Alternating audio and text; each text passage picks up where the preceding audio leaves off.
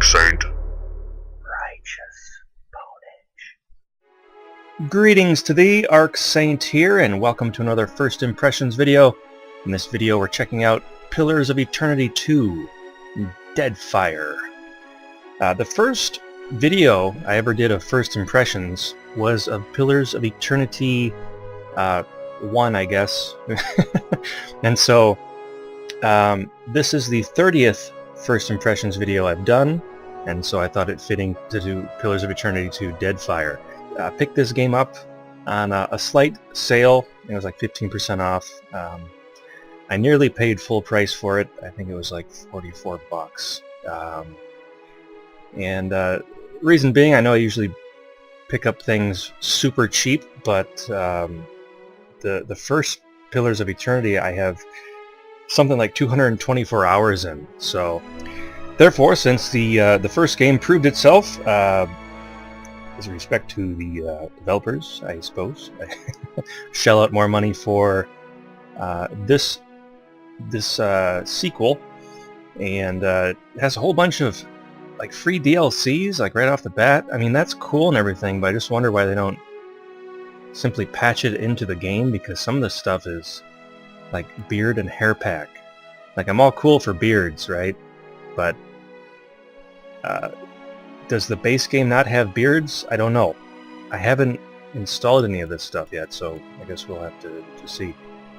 In the character creator. First impressions video, I play a game for the first time, give you my first impressions, kind of sum things up at the end. In my Pillars of Eternity first impressions video, I pretty much just played in the character creator and talked about the lore and the direction Obsidian was going with this universe, I guess. And so it's probably going to be the same thing, give or take. So fair warning, probably a whole lot of talking, maybe little to no gameplay. There will be spoilers for the first Pillars of Eternity, and if you haven't played that, I think it's a super good game and you should check it out. So don't spoil it for yourself in here. For Father's Day, I got a $20 Steam card from my wife, and then on my birthday I got a $30 Steam card from my wife. So June has become my favorite month. Basically, my wife pretty much bought Pillars of Eternity 2 for me with a Steam card. So thanks so much if you're listening, Mahal. Okay, let's jump into Pillars of Eternity 2 Deadfire. Alright, we're gonna go for the classic. Should be normal. Yeah, I don't do any other stuff. Indeed.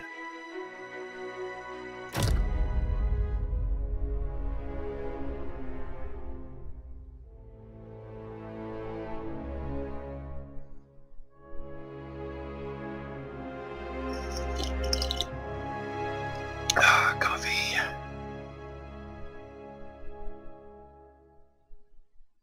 It's a weird loading symbol. I don't know what that's all about. Aora, a world where mortals live, die, and are reborn through the turning of the wheel. The cycle of reincarnation watched over by the gods, and made possible through pillars of a mystical substance known as Audra. 5 years ago, you traveled from your home to the Deerwood, a nation that had waged war against the incarnated god of light, Aethys, resulting in his destruction. The country suffered from a plague of hollowborn, infants born without souls, that many believed was punishment for killing a god. In an ancient, secluded ruin, you witnessed a secret ritual that inadvertently transformed you into a watcher, one who can see and speak with souls.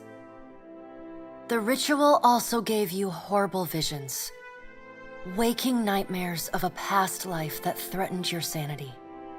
To put them to rest, you pursued the man who had led the ritual, a seemingly immortal agent of the gods, known as Theos Ix Arcanon.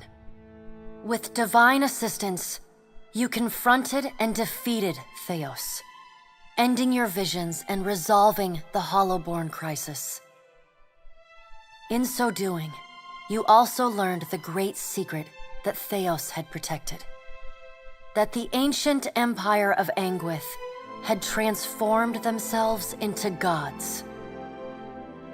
Your visions finally put to rest, you retired to the castle of Cadnua, built atop a massive statue of pure Audra, where you ruled in relative peace and prosperity.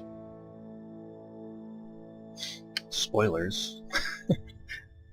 Talk about me spoiling the first game. This pretty much sums it up. Made a nice story. You fixing up that old keep? Lifting the curse? Must have told it 100 times. But something got to gnawing at me. Thinking the spirits there weren't really at rest. But maybe the gods weren't finished with us.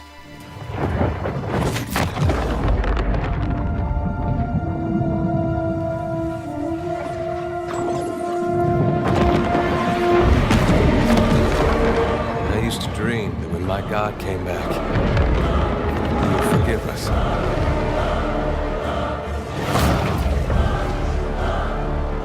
Last the trouble with dreams. Sooner or later, we all have to wake up.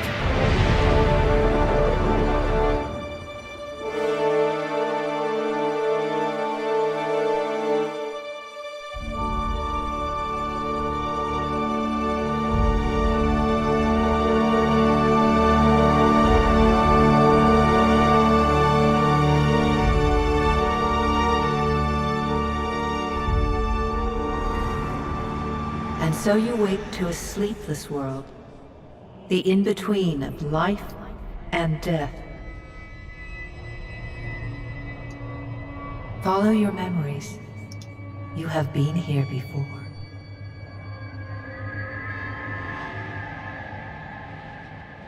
Am I interacting now? Oh.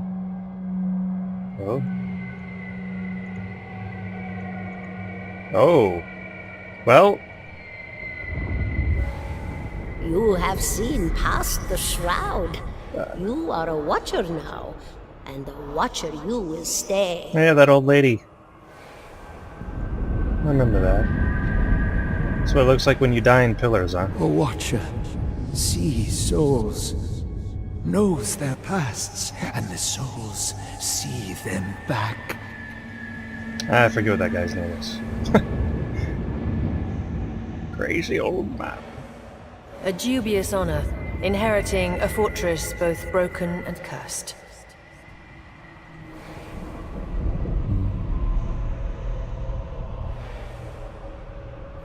What is a god? A higher power? A rewarder of good deeds and punisher of the wicked? That was Theos. You know, The John gods Reddick aren't is. real, but something else entirely. Something created by people.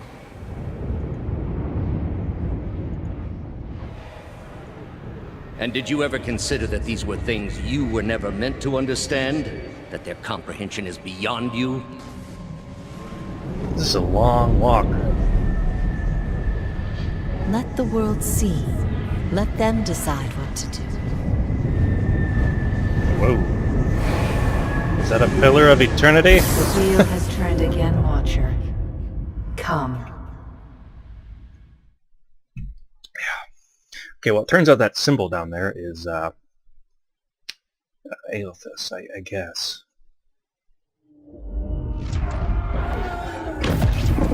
Ooh. An aged dwarf shares this strange floating platform with you. His face is creased by so many wrinkles that his features lie buried amid shadowy pockets of skin. Still, the dwarf's well-practiced habits have left telltale tracks of a welcoming rictus across his visage. Okay, so are they reading the narration in this one? Because in the first one you had to read it all yourself. Which, man, let me tell you, was a chore sometimes. Anyhow. You can see his smile coming before it blooms, reshaping the dwarf's face from a hanging sack of flesh into something resembling an oddly carved, merry gourd, replete with unhealthy bumps and discolored splotches. Okay.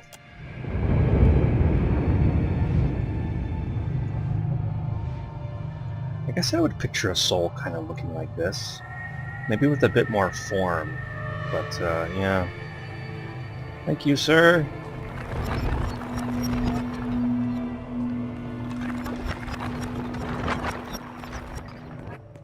So did Aothas kill me? I think Aothas killed me when he took control of that Adra statue. I think that's what's going on. Sit. Please. Thank you. Thank you for joining us, Watcher of Cadnua. The gaunt woman seated at the table is clad in time-worn black armor that seems too massive for her to move in. Yeah, that was one of the gods. I can't remember the name. A pale, slender neck rises from the gorget, topped by a hollow face. The milky skin stretched across it is delicate and translucent, like parchment that has been scraped clean too many times. She is preoccupied with the arrangement of cards on the table between you. With each movement, her armor squeaks and groans as though bearing an incredible weight. She places a final card, gives a nod of satisfaction, and raises her eyes to meet yours. Your brush with the divine has drained you of your powers, fractured your memories. Look upon these cards. They represent the courses of your life. You alone know best how they flowed. Arrange them to fit what you remember. Oh, okay. So maybe what you do in the first game actually has bearing on what happens in this one. That's interesting. Examine the cards, choose your legacy. Pillars of Eternity 1 Histories. Benevolent Soul, Fair and Balanced. Survival of the Fittest. Dark Times. Keeper of Secrets. Everything bad. Select which history took place during Pillars of Eternity or select Pillars of Eternity Endgame. Endgame game save to import. Oh, I didn't know you could import from the first one. That's pretty cool.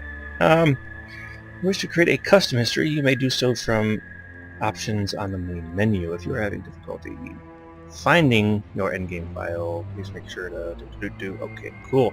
Well,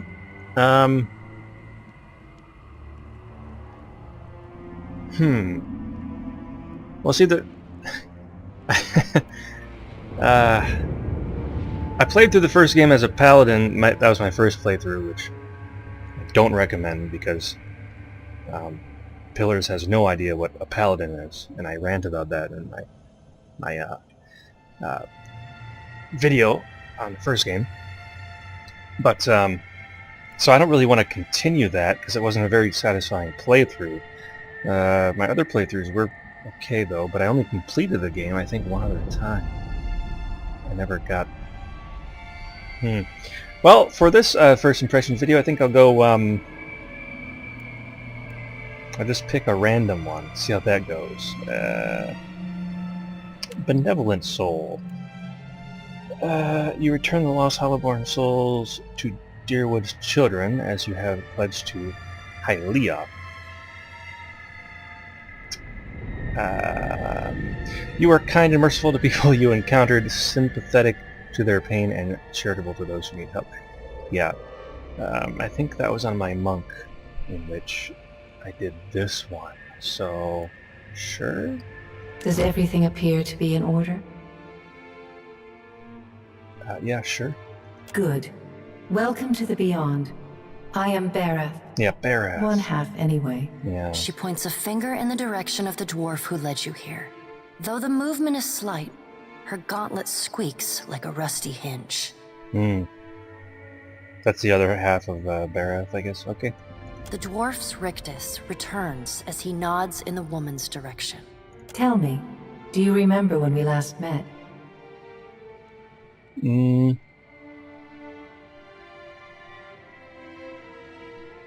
Yeah, it would have been the Halls of Stars. You came to that tower seeking our aid. Yeah? Y'all weren't doing nothing? You prayed for help in reaching Theos, beyond the Court of Penitence, but would not pledge yourself to me. Yeah, that's true. Still, a pledge unmade stands fairer in this court than a pledge broken. Oh. She places a card in the middle of the arrangement. A bell tower with no bell. Her fingertips slowly drag away from the card, faintly creaking as they retreat across the table. You had need of the gods once before. Now it seems we have need of you. Oh, the irony. The being that occupied Odnua's statue beneath your castle was the dead god, Aothus. Of this we are certain. What we do not know is what his intentions are. Yeah. See, I don't get why he was considered dead when there were still priests of Aothus. I mean, you think all the priests would lose their power, right? Do they not know how priests work in the fantasy world? Though Aothus stole a large fragment of your soul, you were What? strong enough to survive the onslaught and enter the in-between. How'd he do that? I thought he just stole my statue. What the? You and he are still connected. He has chosen a body made of living Audra, perfused with the power of thousands of souls, including yours. That It doesn't should make be little sense. difficulty for an experienced watcher to find him. How does he have my soul if I'm sitting there talking to you?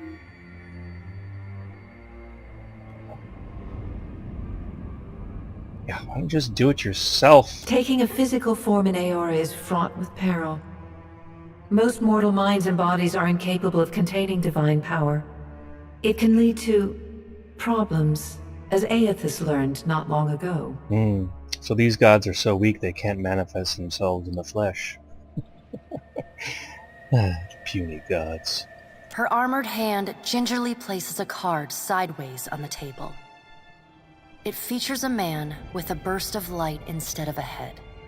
I'll choose the good answer here. I know. It is my business to know. 322 in Cadnua and your surrounding lands.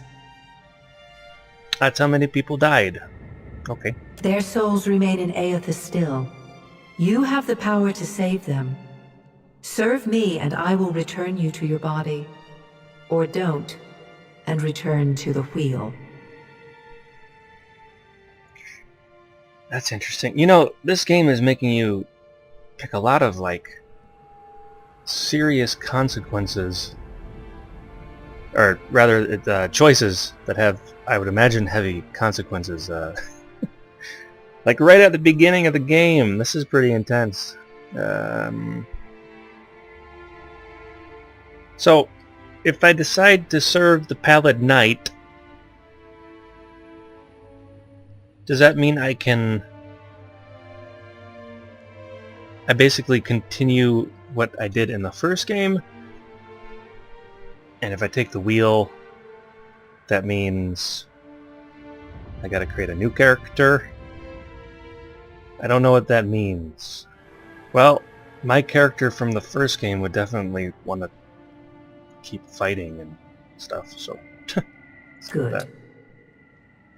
Before you return to Aora as my herald, you must remember who you were, the last whisper of life in death. For a moment, the sockets of her eyes darken, leaving the pits of a death's head gazing out at you. Yeah, this is like the god of death or something, right? When you can picture your own face, the Beyond will lead you back to your own kind, to the world of mortals. Yeah, well, if I was playing a paladin, I would definitely say return to the wheel. Oh, okay, finally. At the, character creation screen. Boy howdy. You know, I don't like that intro. You know, if I make another character, I'm gonna have to go through that whole thing again. Why do they put stuff like that at the beginning of games? In the first game, it was just a picture with scrolling text, but in this one, it's like a whole interactive thing with gotta walk down a path and you gotta have a chit chat with a god, and it's like, I would like to create my character first before I start doing stuff. If they just started you off right here, I would be happy. Whew. Okay. Male or female? Not a whole lot going on there as far as genders. Male, because I'm a dude. Play males. Okay, so you got your Almoa, which I never liked these guys too much. Now they look a little different now. Maybe it's just me. So Almoa, it's your dwarf. I feel like the screen is too zoomed up on this. Why are they doing that? I can't unzoom, so kind of stuck with this. You got your elf. Okay, that's your it's got to be like your pale elf, right? Your ice elf. That's what it's looking like. Godlike human Orlin. Little fella. They look creepier in this game. What the juice? Whoa. Oh, they look kind of demonic in this game. What the? It's like they got cat eyes? Did they have that in the first one? What? Okay, I don't want to play one of those. I did make one, though. In the first one, I played an Orlin druid who could shapeshift into a gigantic werebear. Which is really cool because you got this little dude who's actually like super mighty. Kind of a Yoda theme. Anyhow, let's go, where's the subclasses? Or the subraces? The first game had subraces for each of these. I'm just gonna pick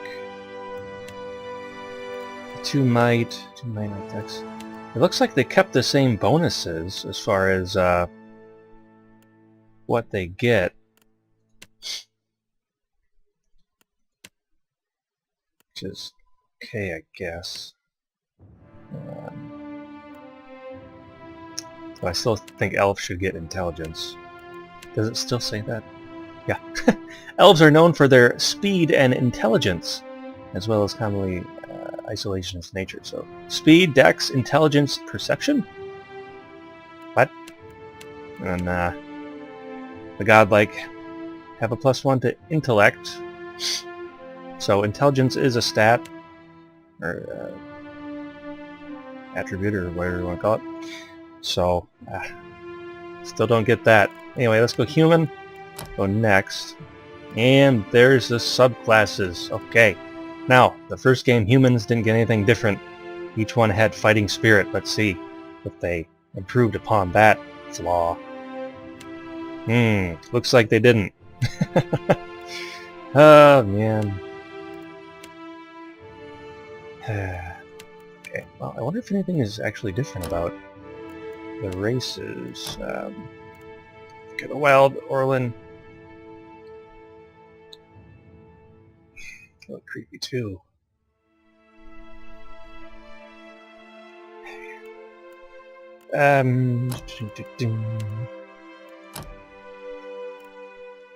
Godlike, moon godlike. That's interesting. Yeah, it looks more like they have a halo around their head, or at least the moon one does. Is it just floating there? Strange. Fire. Like, whoa. I gotta say, this game is a lot prettier, that's for sure. But Death Godlike. Whoa! What the juice? Freaky face. One thing I noticed, because playing around with the character creator in the other one, little later on. I tried out some of the godlike females, and I noticed for the males, the vast majority have horns, but the females don't have horns. They're kind of a unique design, kind of strange, kind of noteworthy. But I don't know if, because you gotta get to the end before you can start changing faces and stuff, which they did that again. Because there's probably a few different head types you can pick for like godlike and stuff. So, yeah, but the one in the first game had a really cool. It was like a veil of darkness that was over his face. I really like that. Yeah. Anyhow, let's see. All targets that are near death. Okay, yeah. Increased damage. Increased power level. Okay, I think Paladin Fate is new. It's interesting. Okay, so in combat, Hurt Blade, yeah, automatic regenerate and a wave of healing. Yeah, so that's the same. Oh, they tweaked the god, or the death godlike at least. At least I think they did. As far as everyone else, though, I don't think they really changed anything. Are Wood Elves still the best archers? Wily's natural resistance toward dexterity afflictions? What? That sucks. Pale has long history. Okay, so they have a resistance to burn and freeze damage. But the Wood Elf just has a resistance toward dexterity affliction. Okay, so in the first game, the Wood Elf had a bonus to attacking things at range. They were like the best archers. It seems like they nerfed him in this. I don't play dwarves, but I'm just kind of curious. Hunters and these things. Nazi talk.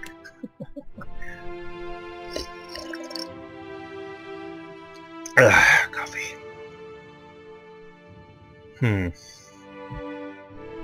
Okay. Whatever with your dwarves. I wonder... Was it the island Amoa? I think it was. So... unusually comfortable moving through water-deep sand, mud, and similar obstacles. Unlike all other races, they are not reduced to waiting when running through such impediments during combat. Coastal Amoa. Natural sea legs and sturdy builds, whether it's due to the long history of seafaring. All coastal Amoa have resistance to might afflictions. If I recall right, in the first game, one type could have an extra weapon slot. It was like armed to the teeth or something. And the other ones just had like a resistance to knockdown. I can't remember. But these guys got changed. Yeah. So, okay. Anyway, let's do that. Can't remember. I think I played a Meadow Folk for the other one. Yeah. Bonus to accuracy and damage. Yep. Okay. Class select. Whoa. Select single or multi-class. Single class characters are entirely focused on their chosen class. Self-explanatory. They gain access to higher level powers more quickly. Multi-class characters select from two classes but gain, slowly cannot access their class's highest level powers. Yeah. Even in tabletop games, I would very rarely multi-class. Maybe I'd dip into a prestige class, which I guess you could say is multi-classing, but I prefer single-class caricatures. Although I did see a developer video for multi-classing, and there's a whole bunch of variations, which I do find interesting, but just use single-class for now. Wonder if they added anything new. It doesn't look like it. So barbarian. Yep, rage.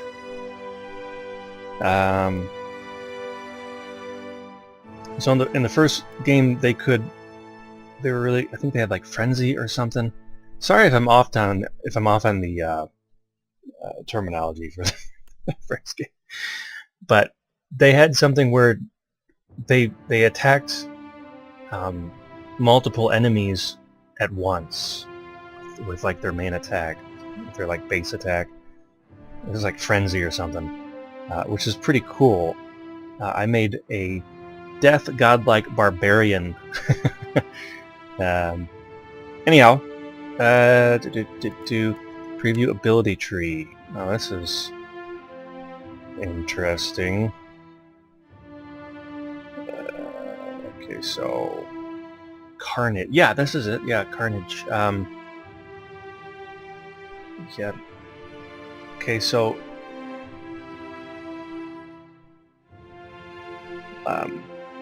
blooded, fast runner, arms bearer, so on and so forth. Okay, so you got tiers going downward.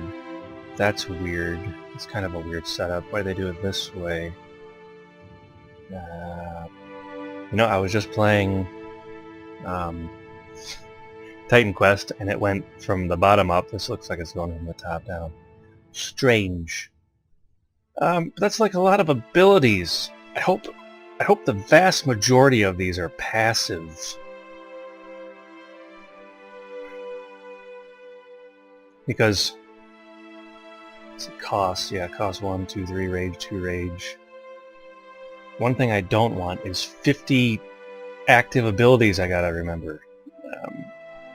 Right, like maybe 4 at the most. Just me.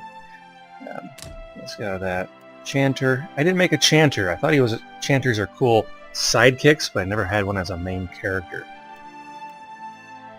In fact, Chanter and a wizard are the only 2 classes that I did not make for main characters. To me, wizards are like really underpowered in this game, or the universe, whatever. Whereas, like, you can have a cipher that does, like magical abilities. I mean, they're psionics, but they can pretty much do it endlessly. A wizard will run out. They kind of dropped the ball there, but they do have per encounter abilities, though. I think. Anyhow, let's check out Fighter here. Or no, let's go. Let's check out the Paladin. Here we are again. Resources Zeal. Oh, wait a minute. Resource. All these different resources for. It's like your power pool. Priest is the resources. Faith spells. Priest stores his resource. That's kind of cool. Bond. Okay, anyway, back to Paladin. Paladins are martial zealots devoted to a god, a ruler, or... Okay, you know what? This looks like the same description from the first game. Which, again, is funny because it says devoted to a god, but I didn't see any of the Paladin orders where it would let me essentially follow the will of a god. So, well, let's see the ability tree. Well, they got faith and conviction. Remember that. Bleak walkers. So wait a minute, are you telling me in this one you don't get to pick a faction? If I go next, okay, it's right here. Whew, okay. Thought they were dropping stuff. Looks like they got the same exact Paladin orders. Bleakwalkers, Darkosa Paladini, Goldpack Knight, Kind Wayfarer, Shield Bearers of St. Elka.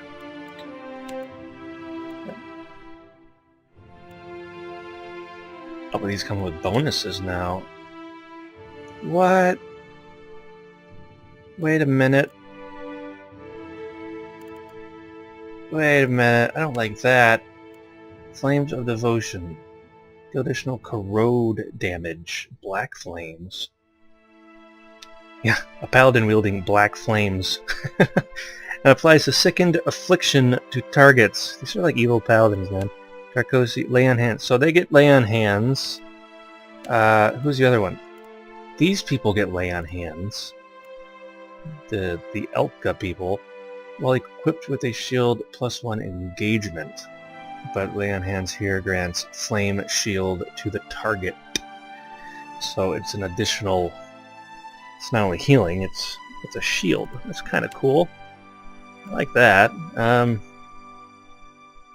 Sworn Enemy Gilded Enmity, which causes a paladin to be imbued with a blessing of gold. When they declare a sworn enemy, the paladin receives bonus armor rating until struck enough times for the gold to break. What?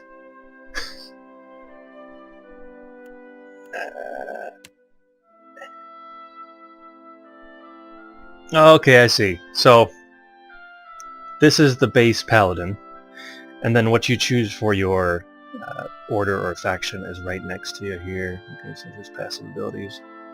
Interesting. Okay. Okay.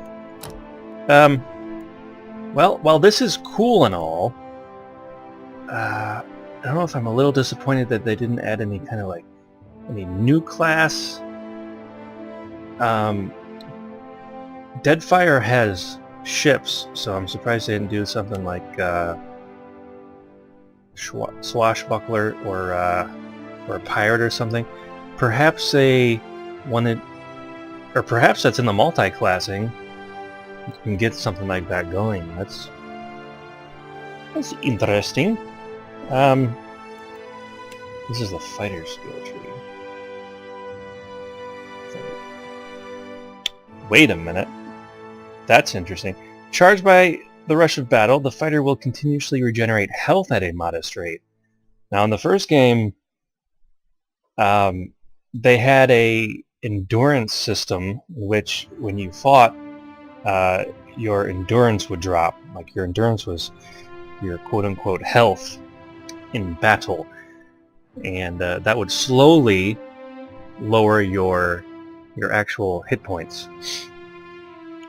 And so if your endurance went to 0, you'd fall unconscious, but you'd still be alive, and you'd get back up after the battle. Which was an interesting system. I don't entirely like. I don't know if they got away, or if they did away with it in this one, because one of the benefits of being a fighter in the first game was you had, really good recovery with your endurance. But this one's talking about your health continually regenerates. I say a lot of people complained about that whole endurance system. If they got rid of that, that might be an improvement. I will say that. Who else used endurance? The priest would heal. When a priest did like a healing burst, it would heal the a character's endurance. Like to actually heal hit points, it was pretty difficult to do in the first one.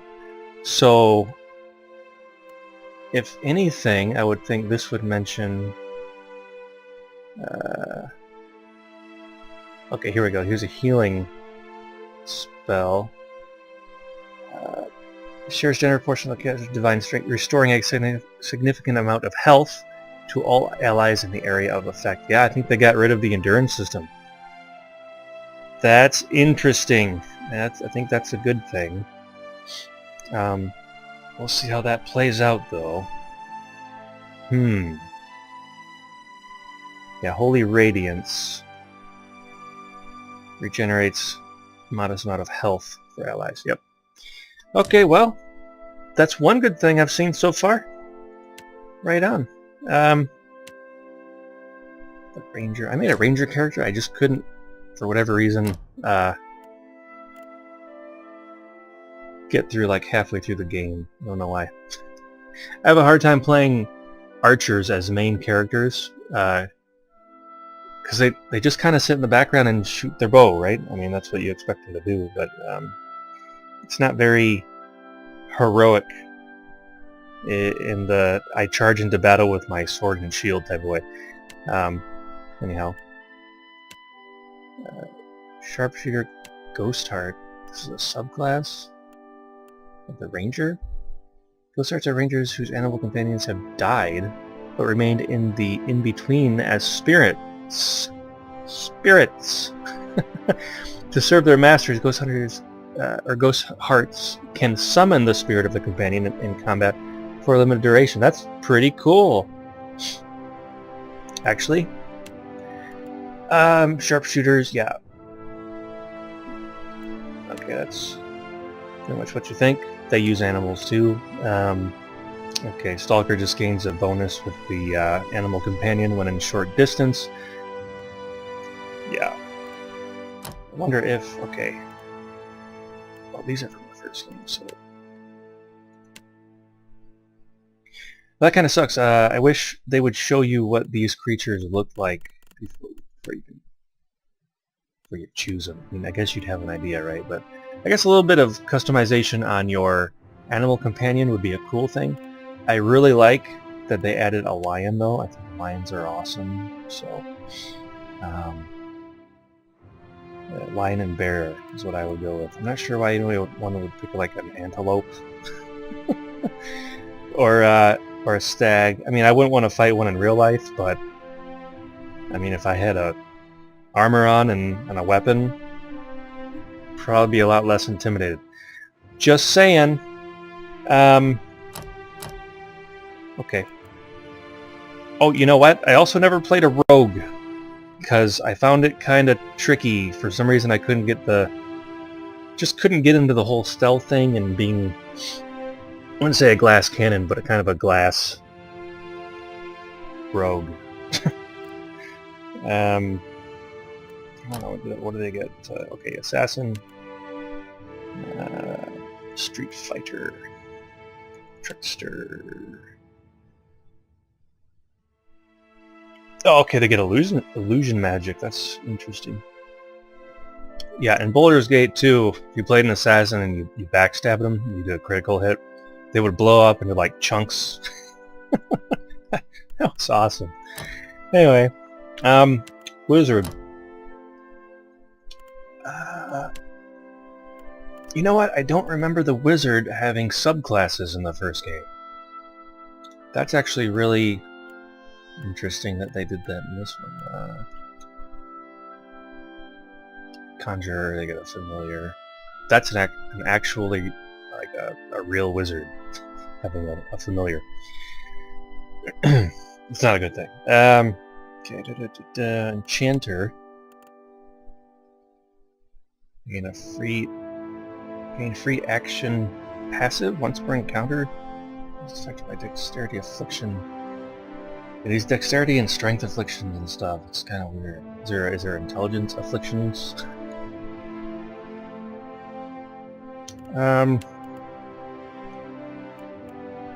Poker, double, okay. Well, I don't plan to do a wizard, but worth checking out. Do monks have okay, they do. A Hellwalker? A Hellwalker. All Hellwalkers undergo a ceremonial death rite as part of their initiation. The experience allows them to start combat with extra wounds and to draw physical strength from their wounds at the cost of increased vulnerability.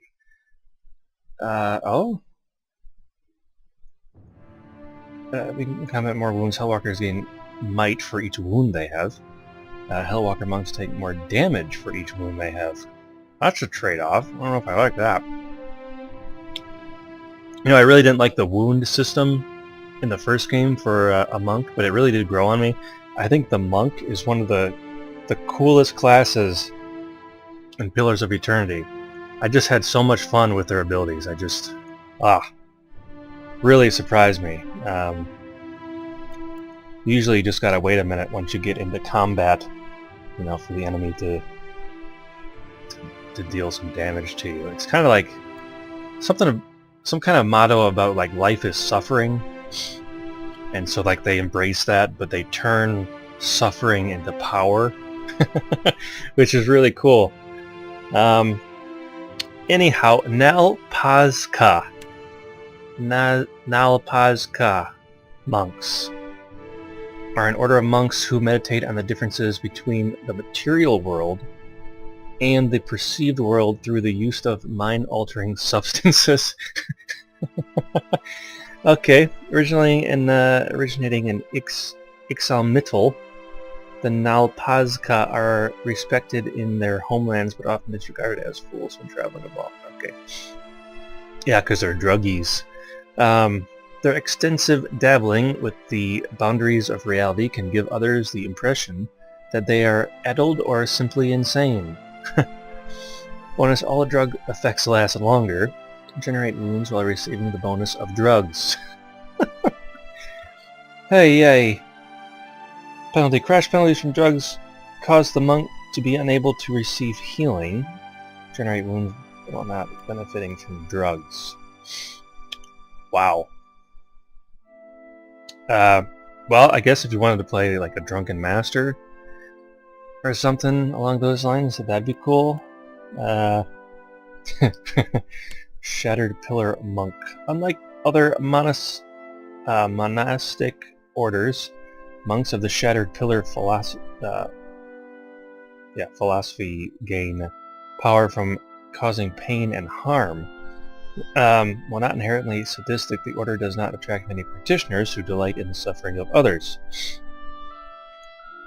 So instead of turning your own suffering into power, they focus on hurting other people. Isn't that just like a fighter? I don't know. Gain wounds by melee weapon damage inflicted. Wait, what? You gain wounds by dealing damage to other people? Does not count abilities. Cannot gain wounds from damage received. Required threshold to gain wounds is increased. Maximum limit is decreased. That's weird. I don't know if I could make that fit, because... yeah, that's kind of strange. Let me, Yeah,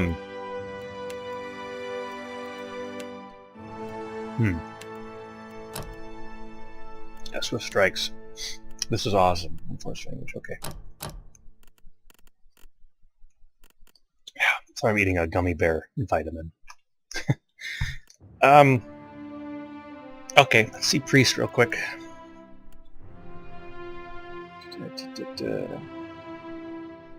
Yeah. Bareth, Aothas, Magran, Skane, and the Whale. Well, in this game, I think the main bad guy is Aothas, right?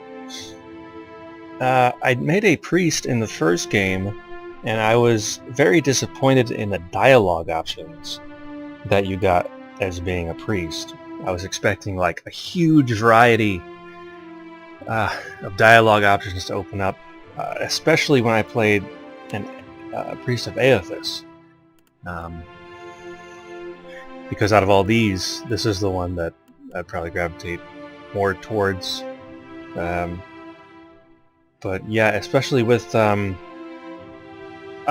what's the old guy's name with the staff in the first game? I can't remember his name. Anyway, he basically killed he helped kill Aothas, or at least his avatar. And so I would imagine you would have a whole bunch of stuff to say to that guy. He was a priest of Magran.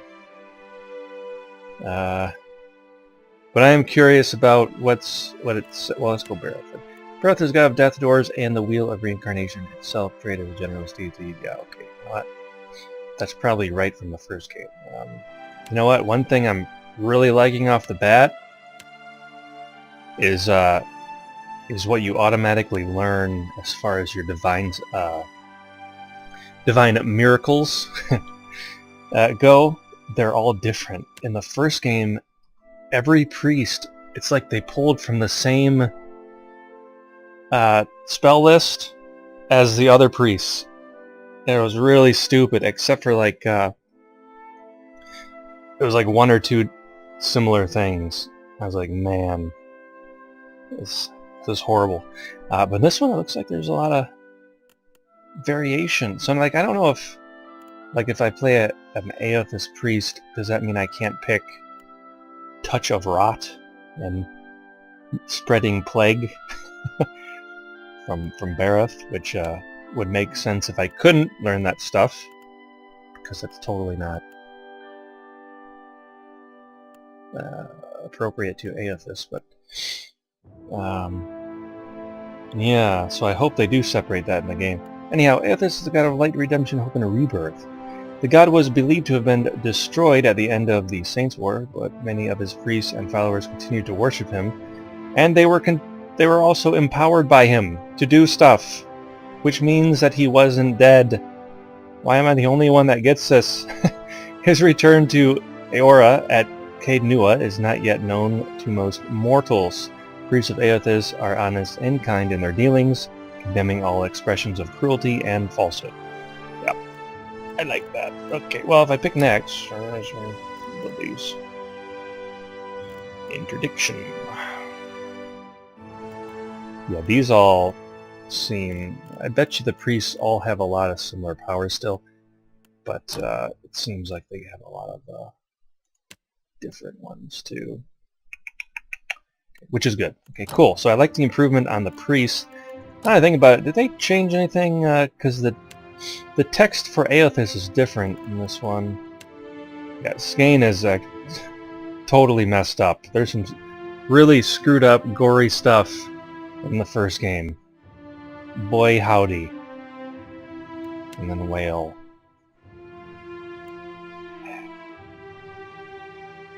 You don't really hear much from Whale in the first game.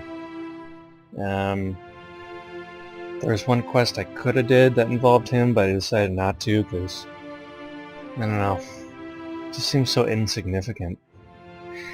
Anyhow, that's the priests.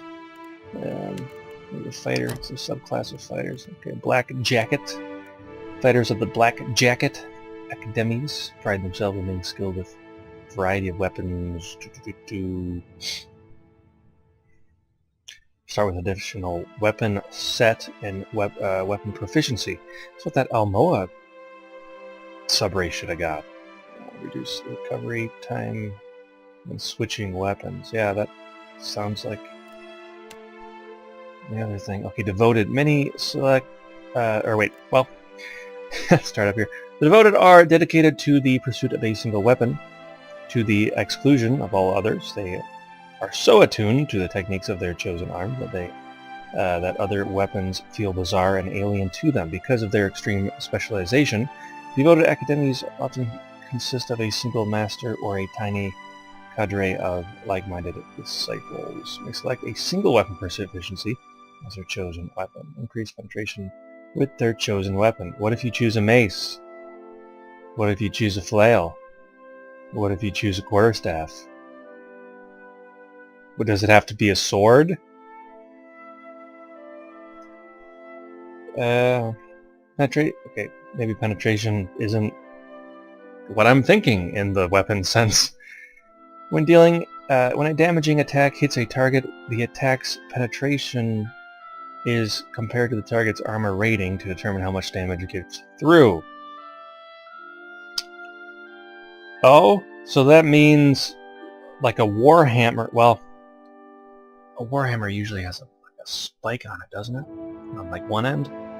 Okay, so that means a sledgehammer has a penetration rating for like armor and stuff. I don't really like how they did penetration in this. I can't even believe I'm talking about that as like a stat thing for a weapon. That's weird. Oh yeah, whatever. What's increased critical hit damage? Okay. Penalty. Accuracy is penalized whenever using a weapon that is not the chosen weapon. Only gain a single proficiency and no new proficiencies during level up. Okay, interesting. Unbroken. Unbroken fighters are glaciers of the battlefield. Slow-moving, almost indestructible, and dangerous to circumvent. Often underestimated for their lack of ability, the Unbroken have laid low, calculus, foolhardy opponents on the battlefield. Unbroken adversaries tend to be sober. So these are like tanks, I guess. +1 engagement, increased penetration on disengagement attacks. Gains shield mastery. Armor. Fighting while wearing a shield. That's nice. The penalty, lower stride in combat. The stride represents how quickly a character can run in combat. Oh. Okay. Well, that's cool. I don't think the fighter had subclasses in the first one. I think it just jumped right to the abilities. It seems like every single class has a subclass, which is awesome. +1 for that. Check out the druid. An animist. Animists are the most common druids in Aora, seeing life in all facets of the world. A power from, connections. Okay. Whoa, tornado. Okay, so these are your, seems like spell-casting druids. Fury. Storm. Embrace storms, essentially wild spirit of nature instead. Instead of spirit shifting into an animal form, Furies transform themselves into a Storm Blight. Oh yeah, I remember Blights in the first game. They're basically elementals. Some were pretty nasty too. Despite their name, Furies are not known for being particularly violent. They're known for being loud, boisterous, and generally impossible to shut up. So instead of shape-shifting into an animal, they can become a Storm Blight, which is kind of cool, I guess. And they can't cast rejuvenation spells. Life Giver. Well, not pacifists. Life Givers. Groves tend to be the most peaceful gathering of druids. They are heavily on healing magic, but lack of ability to summon allies. Okay. So if you don't want to be a priest and you want to be a healer, I guess, this is the one for you. Okay. And then the shifter, which is your shapeshifter, which I guess limits your spellcasting abilities. Druid can switch between... Wait, Druid can switch to any of the spirit-shifting animals once each per combat. Really? Spirit shift has a long duration. After spirit shift ends, the Druid has healed a portion of their health. That's interesting because I think in the first game you only had to... You could only pick one spirit animal. So if I pick that, and then it just jumps to this, so that must mean you can pick any of the spirit animals, right? Oh! Okay. Cat, bear, wolf, boar. Interesting. Oh, okay, that's weird. I thought for a second this, like the boar affected this, and that affected this. That's not the case. That is very interesting, und. Okay, you got your psionic, your cipher. Ascendant. Ascendant ciphers trained to use their powers when they are at full focus. This can make their powers devastating when they are fully unleashed, but leaves them underpowered in other circumstances. Whether earned or not, Ascendants have a reputation for being cocky and overconfident. Oh? Temporary increased power level at full power. It's interesting. Beguiler, mind-bending powers, deception, illusions, Oh, Soul Blade. Focus enemy on offensive powers that use their the use of their Soul Whip. Among ciphers, they are known for their aggressive and short tempers. But not all Soul Blades have such hostile disposition. Gain a Soul Annihilation ability. Enhances melee strikes. Huh. That'd be cool if they had like a Soul Blade. You know, they're called Soul Blades, kind of like a Soul Reaver.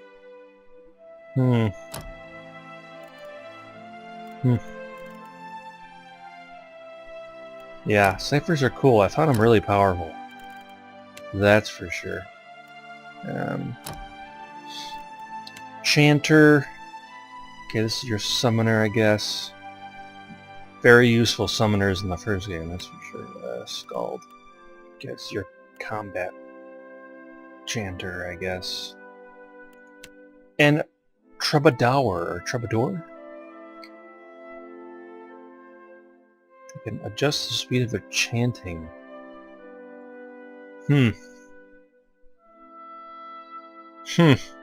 Okay. And Barbarian, I don't know if there are subclasses of this. Oh, there is. Berserker. Giving themselves over entirely to their rage, Berserkers lose themselves in frenzy. They become oblivious to their own well-being, their carnage affecting both friend and foe. Though highly respected by their communities, Berserkers often live solitary lives, haunted by their own anger. Yeah, that's cool.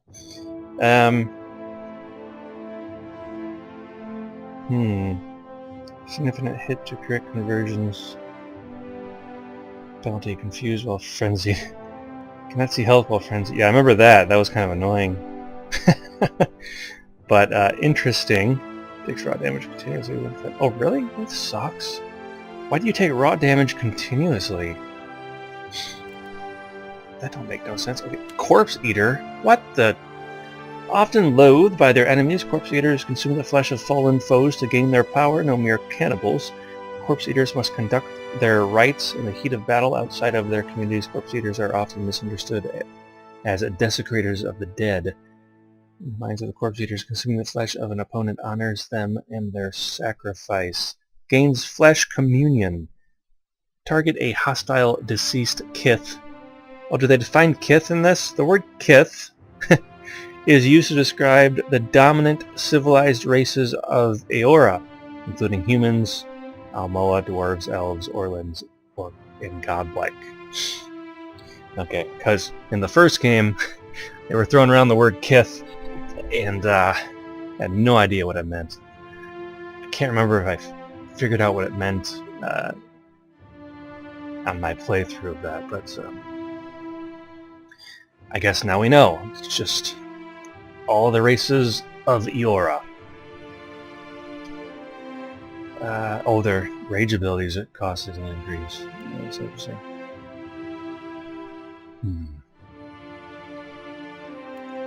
Mage Slayers. That's cool. Distrust in magic arts. Trying to deal with them. Okay, yeah, bonus. Successful melee weapon attacks add spell disruption to the target, causing wizard, priest, druid, cipher, or chanter spells to have a chance to fail when cast. That's really cool. And you gain spell resistance. That's a Mage Slayer, man. Penalty: cannot use potions or scrolls. Okay, yeah, that sucks. Passive: spell resistant affects friendly and hostile spells. That is a trade-off. So that's like totally anti-magic as you can get. In Baldur's Gate 2, I think the Wizard Slayer, you couldn't use magic weapons or armor and stuff like that, and like rings, so it was a really big trade-off in Baldur's Gate. That's for sure. Yeah. But cool, okay. Got to kind of look at the classes a bit, breeze through them. I guess I'll just go Paladin, because I'm kind of pretending to make a character here. When I really play this, I think I'll try to upload my save file from my previous game. It's really cool that you can do that. Yeah, kind wayfarers. That's what I was. Yeah, lay on hands. It's a better starting one. You know what? Hold on a second. That's because, okay, so Shield Bearers of Saint Alka, the bonus is lay on hands, right? So if I go next, okay, lay on hands isn't there. Okay, I'm just making sure because, all right, for a second there I thought they were limiting lay on hands to. Wait a minute, what? Oh, Gold Pack Knights. Whoops. I was gonna say. I thought they were limiting lay on hands to like orders and stuff, which would have been really annoying. That's a classic paladin ability. So, okay, attributes. Yep, pretty sure they kept the same thing for that. Well, might super important. Intellect. I don't think intellect was that important. It's just area of effect, ability duration, and yeah, so perception. And I think Constitution is really important, so I'd go with that. Shazam! And now you get to pick where you were from. Dear Deadfire, Archsaint. Okay, yeah. Yep, the white that wins. I remember that one. Well, in the first game, when you picked your background, it changed what your character looked like, and it also changed their starting weapon and equipment. So, what the juice? Why isn't it doing that here? That's kind of unfortunate. It's like they went back on that. Anyhow, well, I forget where I said my one dude was from before. I think it was Adir, if I'm not mistaken. This gives me resolve, which is what I need as a paladin. Cool. What was your job? Yep, this is just like in the first one. I can't remember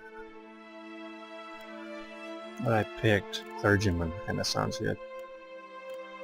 For a paladin. But you know what? Is Hunter? Yeah. Because I was a kind wayfarer, so I would think I'd have to hunt a lot for food and traveling around and stuff. I guess that's how I was role-playing it. Okay, Hunter. Weapon proficiency. Okay, bows, so crossbows. I can pick 2. So, oh yeah, arbalist, crossbow, hunting bow, war bow. So you got your arquebus. I know I'm saying that wrong. Blunderbuss and a pistol. Okay, so those are rifles, right? Yeah. Okay, scepter, rod, or a wand. Dagger, axe. What is that? Club. Flail, axe, mace, warhammer. You got your sword. It's a half sword. What? Oh, okay, it tells you what it does right there. So you can half sword with a sword. So in close quarters, using your blade of penetrate armor more effectively at the cost of lower deflection. That's cool. Piercing thrust. Okay. That's really cool because it gives each weapon its own thing. I like that. Okay. Okay, shield, get yourself a buckler.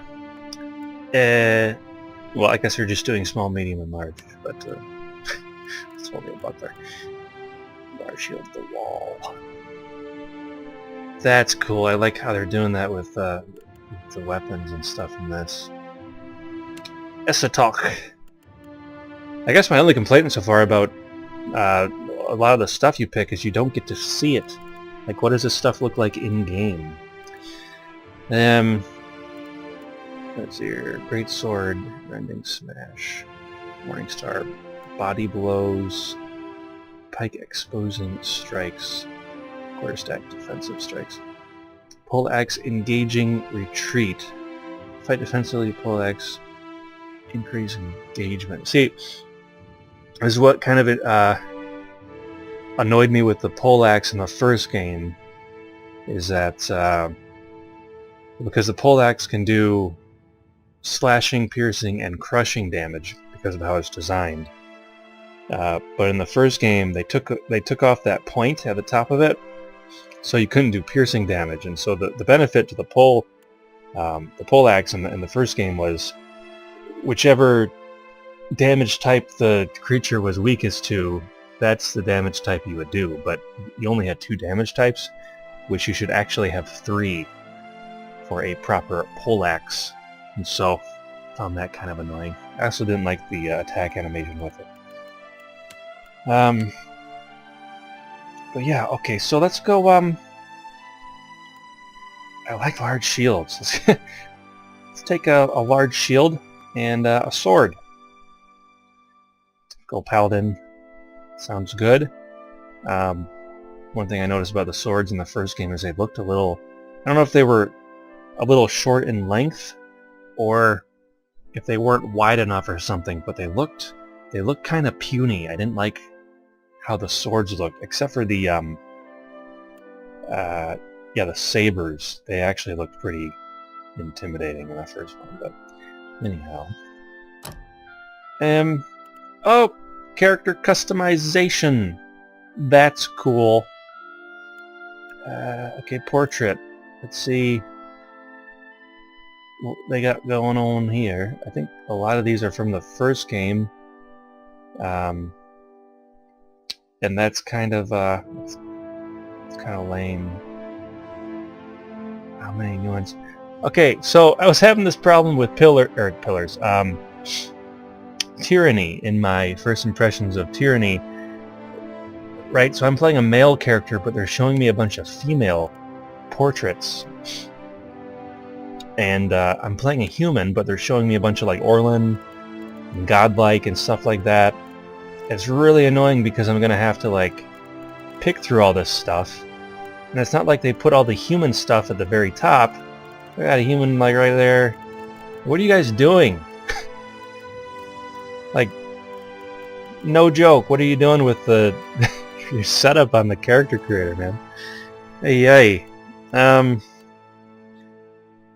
Okay, so colors for what? Okay, clothes. Let's go. Okay, now I can actually affect my guy. Hey. Red and yeah. Is that red? I don't know. Oh, there we go. I can zoom out. Yay. This should be the default. What is wrong with you people? Okay, skin color. He already looks kind of pale. I don't want to go paler than that. Now he looks a little orangish. It's like... Oh, okay, it's totally different. I'll go with that, I guess.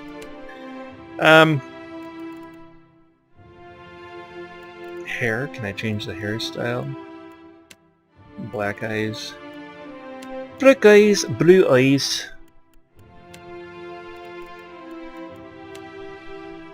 Yeah, we're gonna go black. Black as darkness. Okay, so that's cool. I like how they did this. Because I'm making my dude. This is what I don't understand. If they have a they have like a beard-free DLC stuff, but looks like they have some pretty good beard options. Some mustachios. Yeah. So +1 for beard options. I don't know if that's clipping or not. You know, beards usually clip through stuff. Unfortunately, yeah, like look, it clips right through the clothes. I don't know why game developers can't figure that stuff out. Beard goes right through the clothes. Need some better hair physics. That's a manly beard. Ah, that's a good one too. That's a wild beard. I like them. Let's go. You know, paladins typically have, I would say, somewhat well-kept beards, but I'm not seeing too many That's more of a fencer type. No. I have to go with, kind of a little dwarfish, but maybe we'll go with this one. Why not? Mighty beard. Oh, different faces too. Oh my. How come there's only 3 options? Why isn't there like a scar option for the face? I don't like that. What if I want to have some scars, but I don't want it to take out my right eye?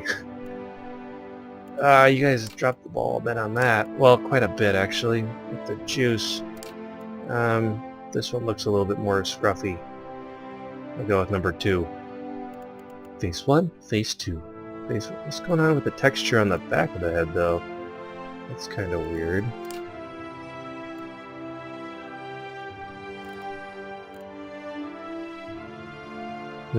Okay. I'll go on ahead. Please. After him! Shh. I'm flattered. Let us end this. Sharp eyes and keen ears. Charge! Let's keep quiet. I like these. Leading the way. Attack! Kill them all! Show them how it's done! Bring them down. Let's go! Keeping quiet. Huh? Follow me. Yeah! Nice and slow. Yeah? Follow me. Yeah! Not a sound. What can I do? I'm flattered. He sounds inexperienced. I don't know. Quietly now. Take him down! I like Stoic. Okay. Pose. This is like your idle stance. Average heroic. Can you imagine somebody who stands like that all the time? I always think idle stances selections get a little ridiculous when they let you do that. Smeagol? Yeah. 1 or 2. 1 or 2. Okay, what's the Stoic stance? It's very he-ish. Okay, sullen. I say I don't like any of these stances. Let's just go with average. Okay. And then name. That's it for the character creator, huh? Interesting, says I. For some reason, perhaps it's because I was new to the game, but it seems like the other character creator, there was more to it. Very interesting. Oh yeah, here's another thing, and I'm gonna keep complaining about this till they fix their crap. It's so this is my dude, right? Big beard, blue-eyed, buzzed head. I almost guarantee I'm not gonna find a guy in here that looks just like... Yeah, nope, I'm not finding one. This guy's kinda close. So, that was my problem in Tyranny, was I was looking for... Tyranny had, I think, even less portraits than this. Man. Yeah, I don't know what they're doing. So it's a good thing you can import portraits, because... Anyhow, so what they need to do, and this is what Dragon Age Origins did, is they basically took the in-game face, and they let you pick an expression, and then they put a square around it, and then that was your character's portrait.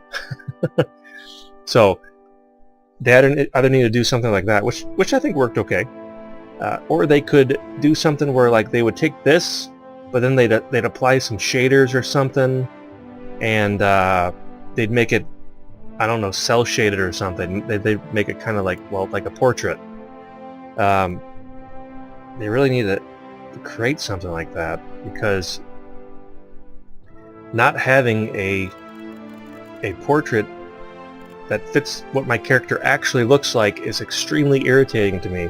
Why are you giving me options to make a character that there is no related portrait for? But, anyhow, I wonder if they think about this stuff. It's almost like I should just pick this because I'm wearing a helmet. That's probably why they put this guy in here. You want to be the good helmet person with the wings? Or the bad one with the horns? Juice? Anyway, yeah. It's very interesting. Real quick, I do want to check out... What the... I can't go back? What in the world? Oh wow, so if I wanted to change my race, I would have to back out of all of this stuff. Man. That's horrible. In a lot of ways, they made the character creator worse than the first game. Man, oh man. Okay, what I wanted to see were the different godlike faces, and so I guess I'm just gonna have to. Wait, what? Oh yeah, you're sub because you pick your. If I would do that, okay, so. Your size of your death-like character. Well, you know what? Since I'm here again, might as well check out multi-class. So, Barbarian, Enchanter... Oh, wait. Oh, okay, so let's pick a Paladin, Kind Wayfarer, Lay on Hands, and then you pick your secondary class. Let's go Priest, right? That'd be kind of cool. And then, Aothis, that's the only subclass I can pick? Weird. Let's just do Blessing. Why not, right? And so... Then they tell you what... Oh, okay, so if you do that, you're a Templar. So a Paladin and a Priest is a Templar. Combine those two. Interesting. See, that's cool. That's going to add a lot of replayability if I want to do that route of multi-classing. I think I'm going for a Templar. Okay, let's just keep that. Keep on trekking. And see if I can't get to, yeah, customization. Okay. So yeah, I remember this one from the first game. Colors, yeah, head. Okay, so... Yeah, that one kind of looks like the one from the first game. That's freaky, man. What's the other option? This one. Whoa. They look like wings almost. Weird. Yeah, see, the one in the first game I thought... well, okay, there is some mist coming from that, but is there mist from the other ones? No, only this one. Yeah, there was like a veil of darkness in front of the guy's face. Which is really creepy and cool at the same time, so... Yeah. So I don't think I even have a portrait that's kind of like... I guess that would kind of work. Yeah. Huge disappointment on that. Yeah, I can't go back. I'll like back out all this stuff. Okay, well... What I'd really have to do if I wanted to multi-class is I'd probably look at like a wiki or something and check out all the different builds and kind of go from there. So, but you know, if you don't get the class's greatest abilities, that's a huge bummer in my opinion. But yeah, okay, so suppose I'll try to wrap this up. Okay, so, yeah, final thoughts on my first impressions. The intro, in which you have to actually do an interactive thing before you get to the character creator. Don't like that. I want to just jump in, make my character, and then get on with the game. Right? Don't give me a whole bunch of stuff. Don't give me an intro video, an interactive gaming segment, have me choose a bunch of stuff from the previous game and then jump into the character creator. I really hate that. I hate that you can't jump around in this thing without having to back out all of it. Like if I want my character to be, if I make him perfectly, but at the end I just decide, you know what, I just want to change. Instead of a human, I just want to be like an elf, right? That should automatically change all this stuff, and I shouldn't have to touch it again. That's what the first game did, if I'm not mistaken. Yeah, I want to see more. I want to see pictures of stuff I choose in this. Not seeing that. The portraits suck. Need to have portraits for the character that you create. So I'm not liking that. Yeah, I still find a lot of problems exist with the classes like they did in the first game, especially the paladin. But they have made improvements on the classes.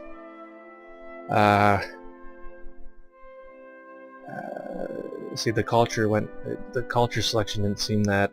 It just seemed like everything in the first game had more impact as far as lore. That's what I got from the first. I don't know. It's like it had more depth to it. Like you really felt that it mattered more. This doesn't give that vibe to me. I think that's about it. You know, the funny thing is, I definitely criticize this a lot, which is what I do. I tend to be more negative at first and positive. But I criticized the character creator in the first one pretty heavily. But I actually ended up really, really liking the game. So all this ranting, don't let that put you off, because it's probably a really good game. I'm looking forward to like the ship combat and things like that. But yeah. Oh, another negative is the order at which you choose things. Still doesn't make sense to me. I don't like it.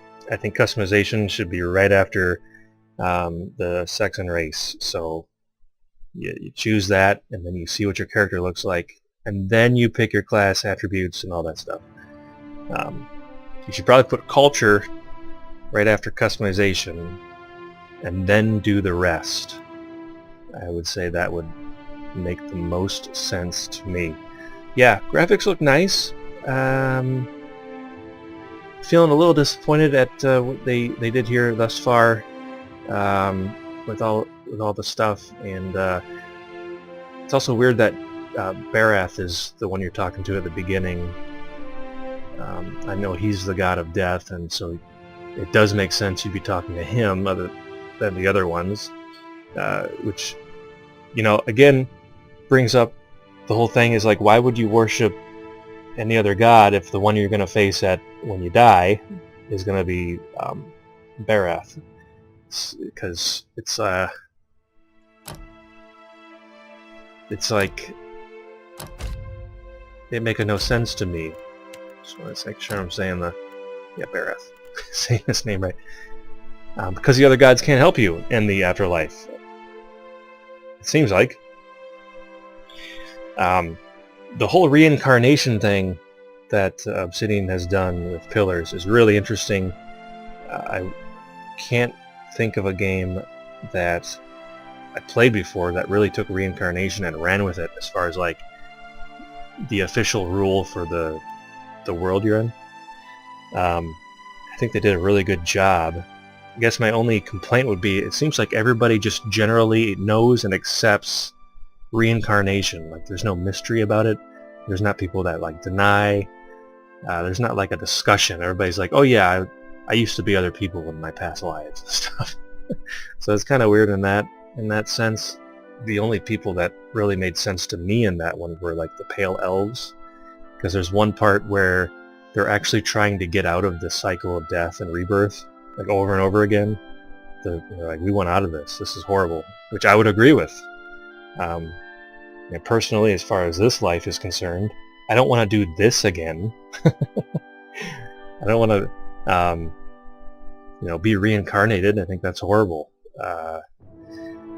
So I would want out too if I was, you know, in this universe. And so yeah, they were trying that, which I thought was really cool, because I guess the writers, you know, took that into account. But yeah, so I don't know, Aethys, so far he's not seeming like that big of a threat, because I mean, if you read, he's the god of light, redemption, hope, and rebirth, and so he, like, I can't imagine him being like a super bad dude, although he does kind of kill you at the beginning of the game. But if you're a priest of Aethys, that's another thing. If you're a priest of Aethys, and he kills you, and then Bareth said in the cutscene thing that he took your soul, like it's a part of the statue. So, like, wouldn't that be a good thing if you were a priest of Aethys? Because, like, you want to be with Aethys. I think they're pulling the same thing that Baldur's Gate 2 pulled, where John Irenicus, he stole your soul, and so you got to go get your soul back. But it's like they have no idea how the soul works, because, I mean, you are your soul, you're just dwelling in your body. Okay? If somebody steals your soul, your body's just going to fall down, because there's no soul within it to operate it, because the body's just a vessel. And so it made no sense, so I had to just roleplay that like he took your spiritual essence, and so you're slowly dying because of that. So he took your life force or something. But in this one, it seems like they're making the same mistake, at least thus far. Another thing is, like, if he took your soul, how are you talking to Bareth? It's just stupid. So, as far as the story goes, not overly digging that thus far, but yeah, I do think it's cool that you continue. Deadfire is actually a continuation of the first game, in that you're pretty much playing the same character. So that's cool, although I don't think I'd play through the first one again just to play through this one. Like in Mass Effect, I'd go back and make other characters and play through all the games. Even though in Mass Effect 3 they totally disregard your previous choices, which is ridiculous, and that's why Mass Effect 3 sucks. But okay, I'm totally rambling now. So yeah, this has been my first impressions of Pillars of Eternity 2, Deadfire, for the character creation portion. And yeah, looking forward to jumping into this, and perhaps sometime later I can give thoughts on the game. But the first one, really good, recommend it. I imagine this one's good too. I hear good things. So yeah, sat through all the rambling. Appreciate it. And thanks so much for watching, and until next time, may the Lord be with thee.